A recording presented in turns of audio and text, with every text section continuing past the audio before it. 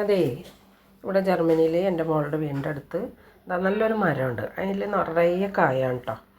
ഇതെന്ത് കായാണെന്ന് അറിയാൻ പാടില്ല. അപ്പോൾ ഞാനും നമ്മളെ പൊന്നും കൂടെ അതെന്താണെന്ന് അറിയാൻ വേണ്ടി പോയി. ഇത് പൊന്നു പിടിക്കുന്ന വീഡിയോ കേട്ടോ.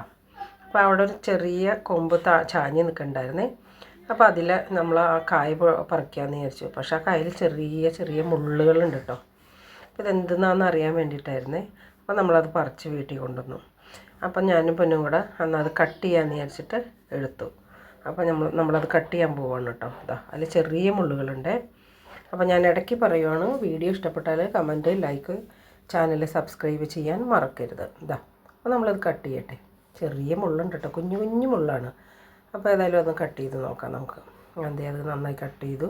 പെട്ടെന്ന് അങ്ങ് മുറിയുന്നുണ്ട് കേട്ടോ. മറ്റേ കാടൊന്നുമല്ല, നമ്മുടെ കിവിയൊക്കെ കട്ട് ചെയ്യില്ല അതുപോലെ പെട്ടെന്ന് അങ്ങ് കത്തി വേഗം അങ്ങ് മുറിക്കാൻ പറ്റി. അതിൻ്റെ ഉള്ളിൽ ഏതോ നല്ല പരിപ്പാണ്, നല്ല ഭംഗിയുള്ള പരിപ്പുണ്ട് അതിൽ. അപ്പോൾ ഞാൻ ആ പരിപ്പ് എടുത്ത് അതിൻ്റെ മേലെ നമ്മളെ കശുവണ്ടിക്കൊക്കെ ഉണ്ടാവില്ല, അതുപോലൊരു തോലും കൂടി ഉണ്ട് കേട്ടോ.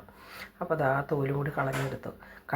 കഴിച്ചൊന്നും നോക്കിയില്ല കേട്ടോ. നമുക്കറിയില്ല ഇനി വല്ല വിഷം ഉണ്ടാവുമോ ഒന്നൊന്നും അറിയില്ലല്ലോ. അവിടെ ഞാൻ കഴിച്ച് നോക്കിയില്ല. അതൊന്ന് കട്ട് ചെയ്ത് അതിൻ്റെ ഉള്ളിൽ എന്താണെന്നൊന്നും നമ്മൾ നോക്കിയതേ ഉള്ളൂ.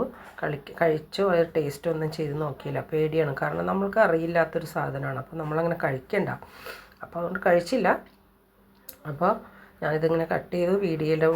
വീഡിയോ എടുക്കാൻ വേണ്ടി കട്ട് ചെയ്ത് നോക്കി, അത്രയേ ഉള്ളൂ. പക്ഷെ കാണാൻ നല്ല ഭംഗിയുണ്ട്, നല്ല വാസനയൊക്കെ ഉണ്ട്. അപ്പോൾ ഓക്കെ, ബൈ ബൈ. പുതിയ വീഡിയോ ആയിട്ട് നാളെ കാണാം.